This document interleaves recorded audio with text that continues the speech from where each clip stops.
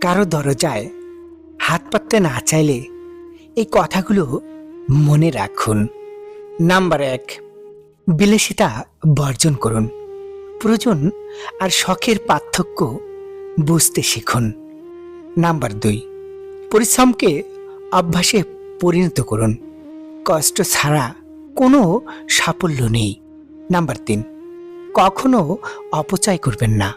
প্রতিটি টাকার হিসাব রাখুন। নাম্বার ৪, দান করার অভ্যাস করুন।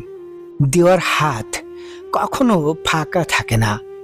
নাম্বার ৫, প্রয়োজন ছাড়া টাকা ধার করবেন না। ঋণ মানুষকে দুর্বল করে দেয়। নাম্বার ৬, সঞ্চয় করতে শিখুন। ভবিষ্যতের নিরাপত্তাই আজকের সঞ্চয়। ভালো থাকুন। অবশ্যই একটি লাইক করুন। ধন্যবাদ।